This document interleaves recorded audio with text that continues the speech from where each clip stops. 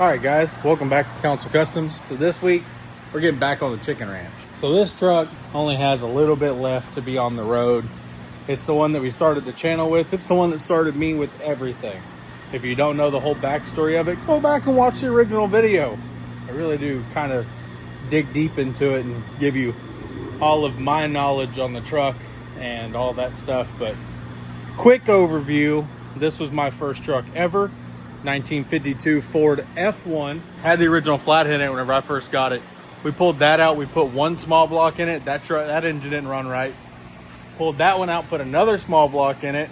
And then I ended up trading that small block for a third small block because that one had chrome and I didn't want to deal with chrome anymore.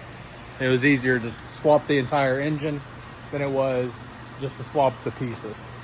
So we've got a little bit left to do on this truck to get it on the road for good. I've got a short list of stuff to get this truck completed, but one of those things on the list is carburetor. So if you'll come with me over here behind the hood of the carburetor, or hood of the station wagon here. This one we have a Holley 670 on, Street Avenger. So it is vacuum secondary and electric choke, and that's a super good carburetor. Now it's the same carburetor I had on my 66 Ford F100, or I had an Edelbrock on that truck. I took it off and I put a Holley on, and that was a game changer. That truck ran perfect from that day on. So put a Holley on this one. I feel like I put a Holley on something else too, I don't recall, but then I put a Holley on this one and it ran perfect. Out the box, perfect running, great. A friend of mine at work did the same thing to his. Took the Edelbrock off, put a Holley on it, ran absolutely great. I've got an Edelbrock right here, can't get to run worth a crap. So now let me rephrase that. I've rebuilt this carburetor about 7 times. That's not a joke. I believe this is the one that's pieced together out of all of my parts of Edelbrocks. I used to have a whole bunch of them over here on the shelf. There's still, you can see, a kit right there and a kit right there. But I believe this one I pieced together out of a bunch of old carburetors. And this is the one that ran on my 66. And it was okay back then, but it probably needs more tuning. There's something internally that's going on with it. I don't know. Screw it. I'm done with it. I'm sick of it. It is so much easier to make these carburetors run than anything else. So I'm going to go through and we're going to rebuild a couple of different, or 2 different styles of Holley carburetors. Carburetor right here, this I believe is a 4150, 4170, 4100. I don't know. Whatever you think of a Holley, this is what you think of. It's exactly what it is. And right here, we've got this one and this one. Now, I got these from swap meets. This one and this one came from a swap meet. This one from somewhere else. I don't know. I think we bought all 3 of these at once for like $100 for all of them. This carburetor is a 600. This is a 670. This is 750. All of them have electric choke, and all of them have vacuum secondary. That's my favorite way to have a street engine. I don't want to have mechanical secondaries, and I don't want mechanical choke. Not for anything that's going to be really driven street-wise. It's so much easier to have them this way. So, like I said, these all came from a swap meet. None of them are perfect. I got one of them over here for free, and this one is all kinds of screwed up. I mean, as you can see, there's still hay down in the primaries. So what we're gonna do is, out of all of this stuff, I'm sure all the little trinkets that I need, like that air adjust right there, or the float adjust right there, can go in over here because it's missing on this carburetor. So we'll steal it out of this one and put it over here. This is just, you know, a friend of mine got this carburetor for free, said, hey, I'm gonna rebuild it. This is a factory, multiple different vacuums on the side of it, super crazy looking carburetor. I told him not to mess with it. but it ended up coming back to me anyway, and now I'm going to use it for parts. So that's what we're going to do. We're going to rebuild these two carburetors. The 750 is actually going to go on the shelf for something later. If I need to rob any parts, I'm going to rob them off of this one. Yes, I know I said I was going to rob parts off the 750, which a lot of people think is the best carburetor. But for what I'm doing, this little small block over here, street driving, all that kind of stuff, the 670 is going to be more than enough for it. I'll be able to tune it the way that I want. And this 600, we've got a project coming up real soon that's going to go on too. I've kind of given a lot of hints to the fact that we had something coming, and we've been buying a lot of parts to do something really big, but we haven't showed y'all yet. But coming up real soon, we've got something going on. This is going to be a part of it. All right, so here on the 670 carburetor, I'm going to start from the rear. Not like I have any reason behind it. Just where I looked at it and said, I'm going to start there. So I did recognize earlier, whenever I was going through everything, that I did go ahead and remove this off camera, but whenever I did that, I realized that our fuel inlets are completely loose. And because they're completely loose, that means that all of our little gaskets and all that stuff that go right there, probably no good. So I went ahead and ordered fresh new fuel line that goes down the side, and that completely replaces this entire piece. So I'm going to leave this installed during this process. That'll be here in the morning, and in the morning we will get started on that.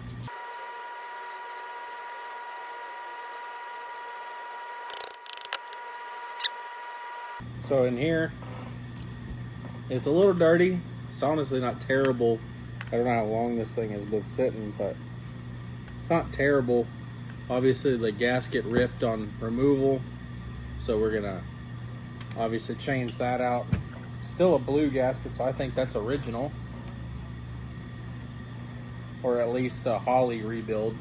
Now here on the back, I'm gonna go ahead and pull these jets out. Looking really good inside of here. Man, this thing is just wanting to put up a fight.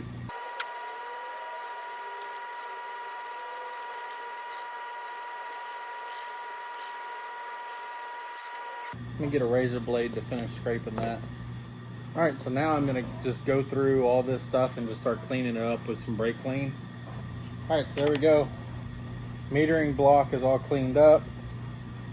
I got the fuel going through the passages right here. We need to clean up these two jets, but first let's go ahead and grab the correct gasket. That's going to go on here. Use the alignment dowels back here on the back side.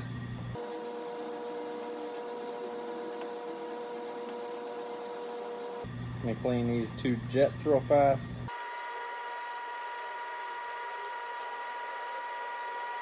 So I went ahead and put the gasket on here and set it up into place. Now I'm going to go in here with a wire wheel, and we're going to clean the whole inside of this bowl up. There we go. That needle right there was stuck, and if you look right past, I don't know how good I'm doing at this, but right past in the back, there's the float right here, and you can see the needle coming down.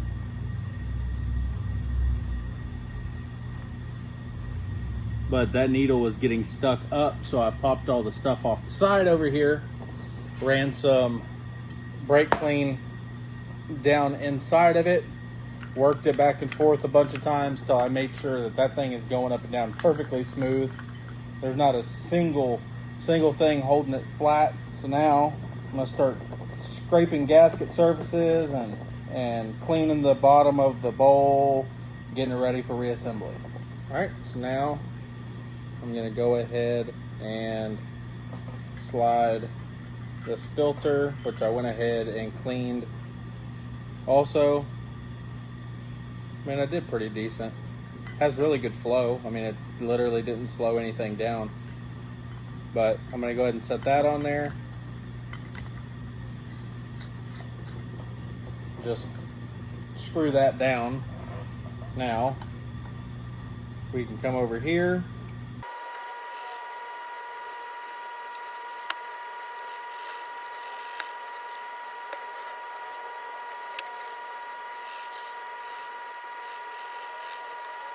Remember, you're tightening it into aluminum,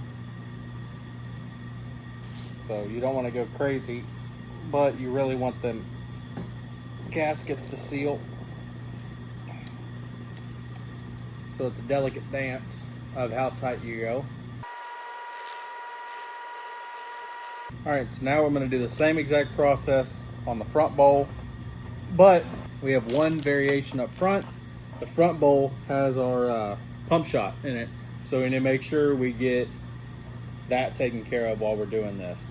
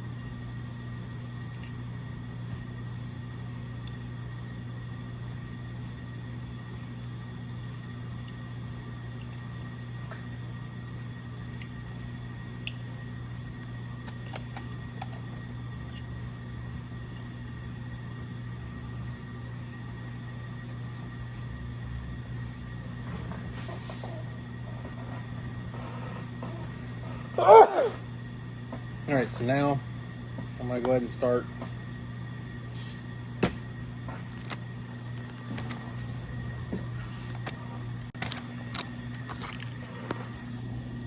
I'm gonna go ahead and clean out the bowl on our way in. So the rear one wasn't that bad. This front one is pretty dadgum bad. I'm having to do a lot more work to it to get it cleaned up. So it actually comes with a replacement needle and seat. There we go. Old, new, obviously. There we go. I finally got that to crack, so I can get that off there. Now we need to make sure we scrape this gasket surface.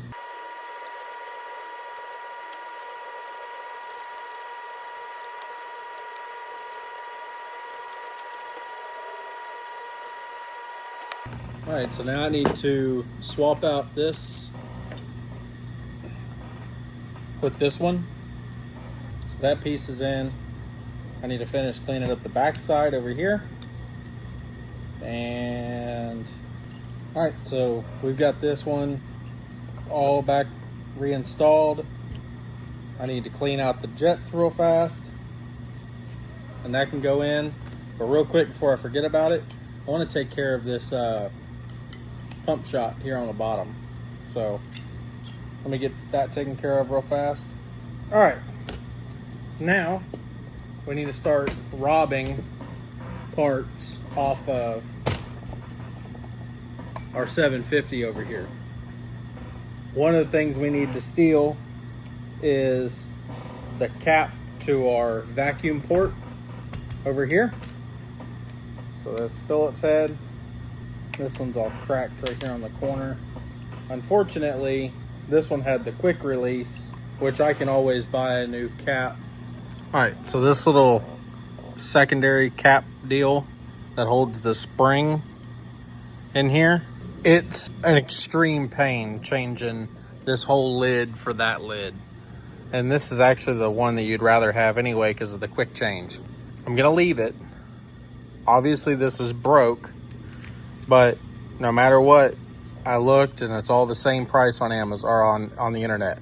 No matter what you try to do, it's all the same price.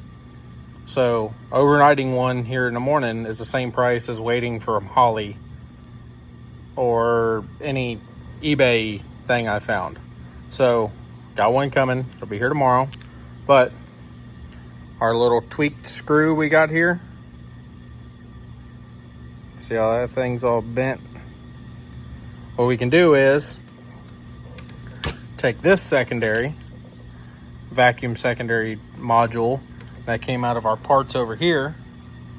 We can take one of these screws out and put it right there.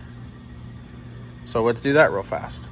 All right, so there's actually two of the screws, both of them on this little piece. I don't know what happened to it. I mean, I understand this whole thing was probably in somebody's parts bin at some point, but at some point during all of it, two screws got bent and now they no worky. So I had to rob two of them off of the top of here. And now back in the parts bin. Now I need to look into this electronic choke. I might have to rob the one off of here. I don't know if I have one in here. I'm gonna check in there first. So let me look for an electronic choke and see what I come up with. We'll go from there. You got a spring inside of here. You have the choke lever. So what we gotta do is, from what I understand, you put that right down over top of it. So right here, there's a tab or markings. See that line right there? And then all of these lines, that's what sets your choke. See how that choke goes back to shut instead of going open? The second you put power to this, that's gonna start slowly opening because it's electronic. So from what I figure, because this is the same as the settings in my wagon right there. Right there's halfway. 1 notch above for me has been really good, so I'm going to leave it there. 1 notch above half is where I'm going to put this one as a starting point. You can't do this one, but like maybe once, maybe twice a day. You can definitely do it twice a day in cold weather, but you really need that one so that way you can, the engine has to be dead cold to set it, to slowly go through and set it. Okay, we've got 2 the sight glass screws right here, and right here. I'm going to steal those out of the parts bin over here. So all in all, the only thing we stole off that 750 is just the electronic choke, and we can buy another electronic choke. I just don't have one here right now. So one day, whenever we go through and rebuild this 750 back here, we know we need an electric choke for it, and that's it. But for right now, we're working on this 670. There we go. Now I need that little piece right there to come in so we can swap that or put that on, and we can swap this carburetor over onto the truck. But as of right now, as far as I'm concerned, this is ready to go. We need the fuel rail and the cap for that. All right, so it's the next day, and basically the wheels have came off this whole thing. So I ordered the fuel rail that attaches these two because these were loosely put in here, which means the gaskets now broke on those. From my experience with Holley carburetors, once you pull the factory one, that gasket right there won't seal. And I haven't had a kit that had those gaskets because there's steel rings. I haven't had a kit that had those in it. I'm sure everybody in the comments will tell me I'm wrong, but that's what I've dealt with. But our new lid came in for this, so I'm gonna go ahead and put this on. But the reason why I say the wheels came off is because obviously with I told you I ordered that last night, and I overnighted it, and it said it would be here first thing this morning. Then it got delayed and pushed and delayed and pushed, and now it says tomorrow. That really throws a wrench in the whole thing, because I really wanted to test this carburetor, but without the fuel rail, it's going to be really difficult to test it. Basically impossible. What I can do is everything is ready to go other than the fuel rail on here. So this is ready to go on the truck. Now what I have to do, in case you can't tell in the background here, we got a vehicle change. You know, yesterday we had the wagon sitting over there, and the chicken ranch sitting right here, but fuel pump went out yesterday, which is a brand new fuel pump. Y'all watched me install it. That went out. Don't know why, but I bought the highest end one they had whenever I bought it. Luckily, it had lifetime warranty, so I was able to warranty it out, but I still have to deal with the fact that I had to drop the tank, do all that stuff. Now I'm swapping this fuel pump back in. Over here on the dually, we heard a noise. I put brand new brakes in this truck all the way around a couple of times. But we heard a noise in the back, and I looked up in there and saw the fact that, you know, if you don't show your lows, then why show your highs? But we had a brake caliper hang up and just eat the rotor completely off.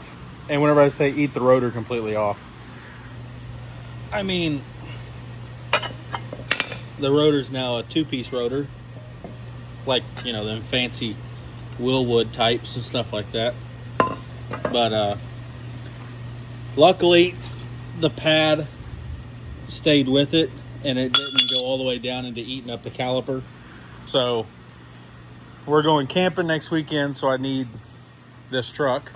So I'm waiting on the rotor for that. That'll be here later today, so I've got to run to the house, go pick that up.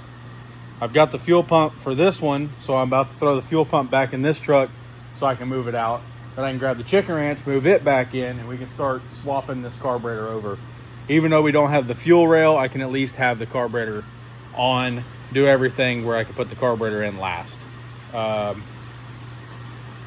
that's where we're at. This won't take no time at all. The dually won't take no time at all putting it back together.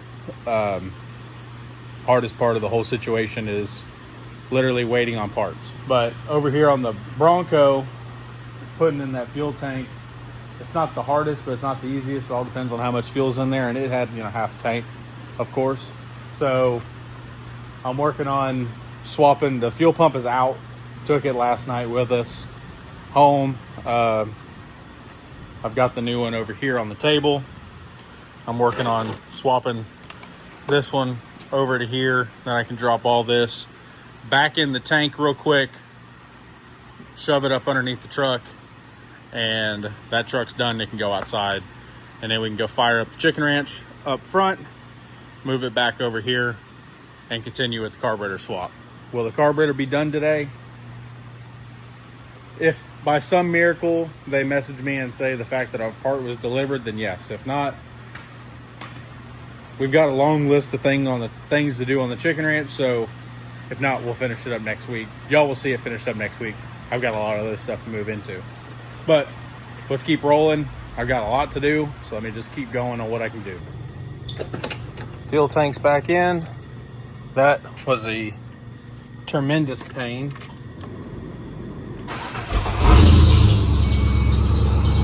And we have a belt squeak. I've been trying to find the right belt to make it stop squeaking. I think I figured out which one it is. It's a special, it only does it upon first fire up whenever it's ice cold. See, I put it in gear, it goes away. It's literally just the belt. I've done a bunch of searching into it. It's the belt. This one's fixed. Now, still waiting on the caliper. Still waiting on the rotor for the dually. So let's jump on the chicken ranch. So now we've got to get this truck back to the back shop again.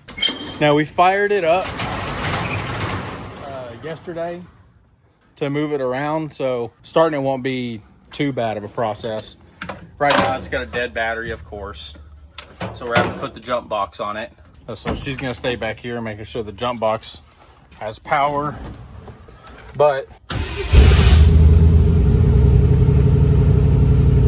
oh wow, so today it's going to act like it has no issues. But every time I've tried to start this truck for the past however long we've had it done since we put the Edelbrock on it, it doesn't run worth the crap. It will not want us to get running. And if I put it in gear right now, I bet it'll die. Let's see.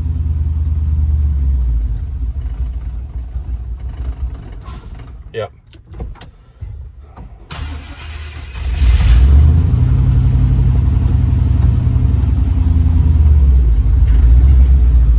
Of course, you know what? It knows, the carburetor knows it's at the end of the line. So it's going to halfway run for us. Let me finish getting it fired up and pulled back up front, or back into the other shop, right there. And we'll, once we get it parked over there, we'll start tearing this one off. So now we need to start popping everything off of here, because we're going to change pretty much everything.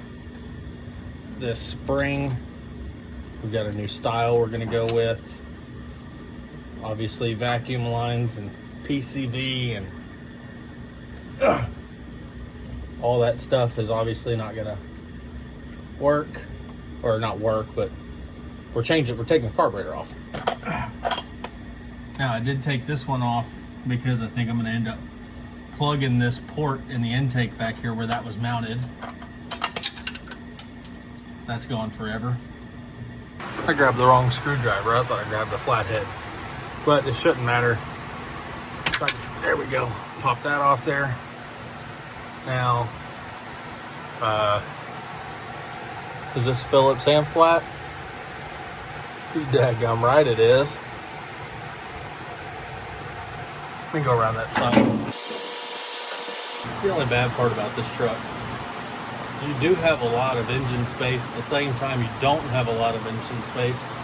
And regardless if you did or not, there's no room to work on it. So now I'm gonna go ahead and bust the carburetor off there. 4 bolts, pull it off.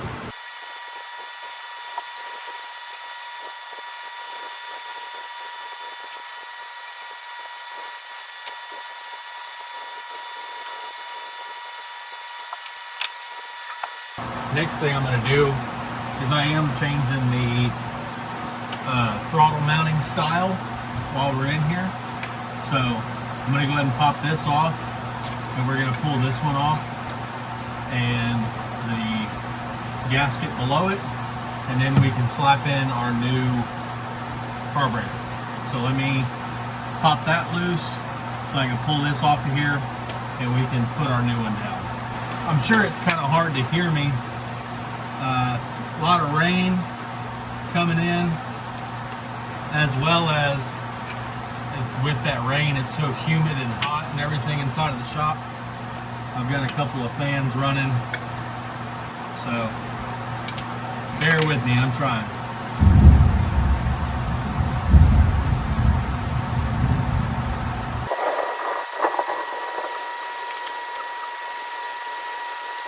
This is still a good throttle keeper, so I'm going to hang on to it.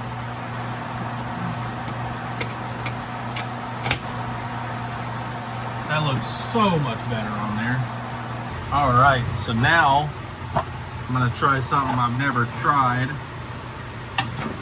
Seems to be a very popular style of throttle return and everything. So we're going to give it a shot. On this one, I've never done it before, so this needs to get mounted right here. This is going right here.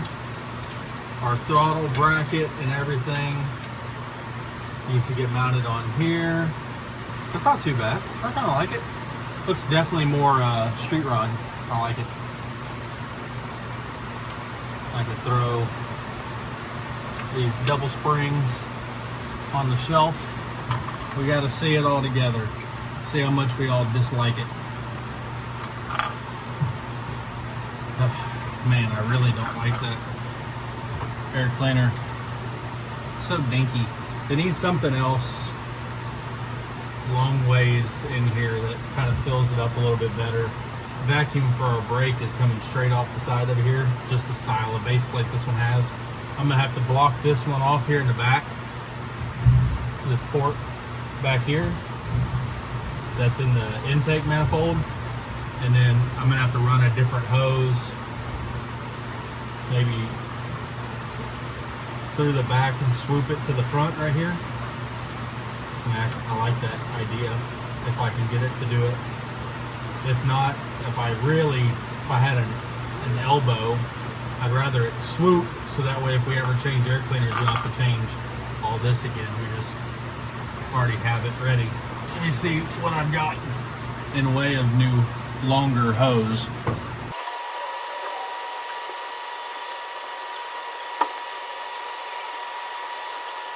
It's a little long, but it gives me plenty of option for later on what air cleaner we finally end up running on this truck. Tucked down like that, it doesn't look like total crap. I dig it. Choke, still gonna hook up perfect right there. And fuel, we'll have to do a little bit of rerouting up here in the front. I do believe that is our PCB. I've got to remember which one of these is what on our two different, like which one of these is timing, which one of these is vacuum for the transmission on the carburetor. We got to look into that real quick so we can hook those two up. But before we get too far, let me stop and go ahead and block off that vacuum line down there on the bottom. If I don't do that now, I'm gonna forget about it and the truck won't run, and then I'll be trying to figure out what the problem is. and it's just that right there.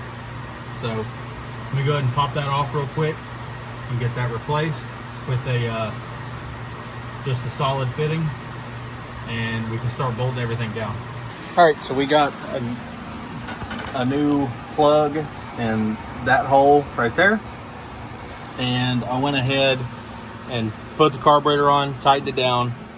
We've got the throttle all set up with the return springs, the dual return springs up here on the top.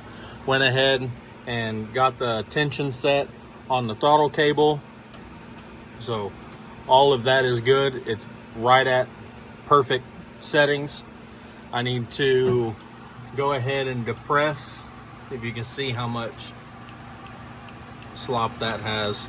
That should, the minute you touch the throttle, start going down. And as you can see, the minute I'm touching throttle, it's right there. It takes quite a bit. Whoever had it set before had it set too tight. So we got to loosen that up so we can get the pump shot set. We did get a notification that our piece that we're waiting on over here for the fuel rail is actually out for delivery today. So over here, that's all set up on the driver's side. Went ahead and got the PCV run, the vacuum for the transmission right here, hooked to the bottom. Our timing hooked right here on the side. Our electric choke is set up. Literally, we're just waiting on the fuel rail to test that. Once we get the fuel rail, we can actually turn it over and see how we're doing. All right, so my fittings just showed up. So now I need to start swapping everything out. I need to make sure I put one of these washers on here. And maybe a rubber O-ring, of course, just like everything else. I don't think there's any instructions. So we're gonna wing it and ding it.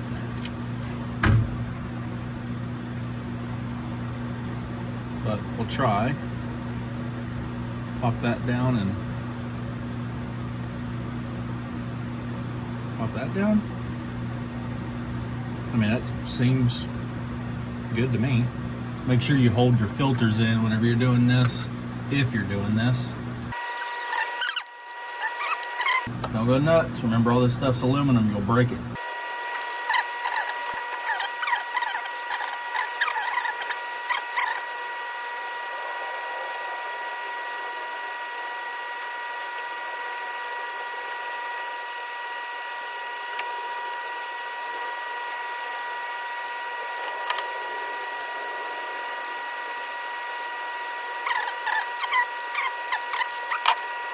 I'm gonna leave all this loose. I'm actually gonna go ahead and pop this off there. It's got a gauge, but we're gonna go ahead, start the threads.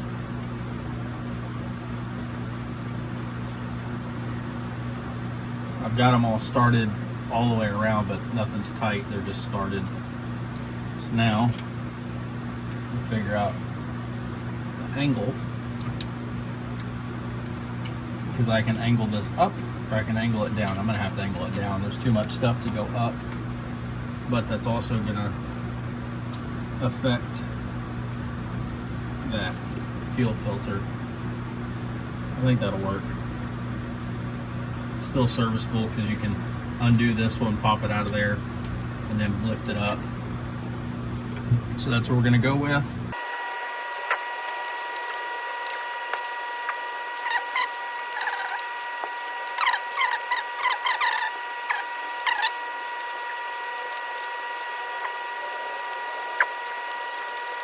This is all tight. Now I need to cut this rubber down so I can shove it on there and then clamp it down, and also put this fuel gauge in the side. But let me go find the wrench for that.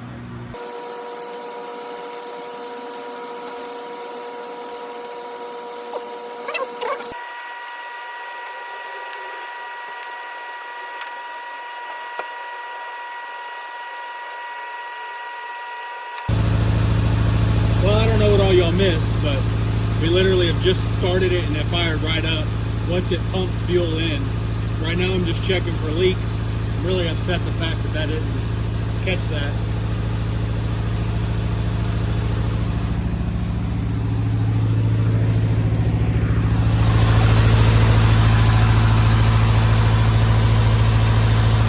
Go through and set this carburetor real fast.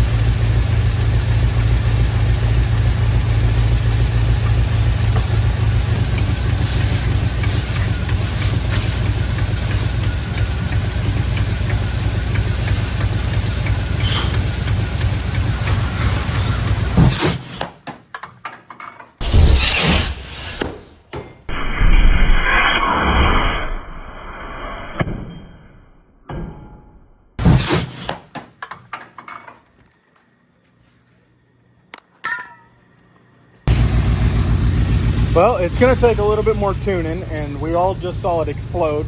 I'm gonna take my win where I can get it for today. It's running, it's alive. This truck's been on fire once before. I don't want to do this shit again. We're gonna call it a day right here. It's running. I can tinker with everything else from here, but good Lord. Y'all see that freaking breather blow off the side of that? I don't know what it was. I was using carb cleaner, which I don't know what the hell I did wrong. I was using carb cleaner looking for vacuum leaks because I noticed it's kind of ticking and running a little, I don't know. It's not right. So I was trying to tinker with it, and I guess I got a little bit too much. It sucked some in somewhere and it exploded. I don't know.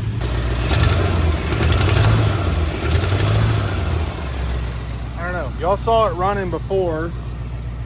It ran really good, but ever since I put this carburetor on there, it's almost like it's got a misfire. I'm sure the internal explosion didn't help. So the reason behind it running like this is I'm gonna shut it off here in just a second. But if you look right there, you see that dirt? It's puffing.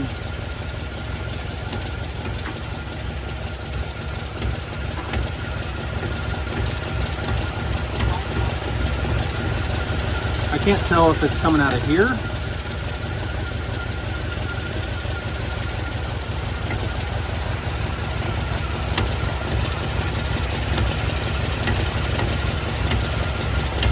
I'm gonna have to do some more investigation. I can't tell if it's coming out of here or if it's coming out of here. If it's coming out of there, then we just blew the head gaskets off of it. So that's where we're gonna end it. So I'm gonna have to do a little bit more investigation into that. But I appreciate y'all watching. Come back next week where we see what else we can explode.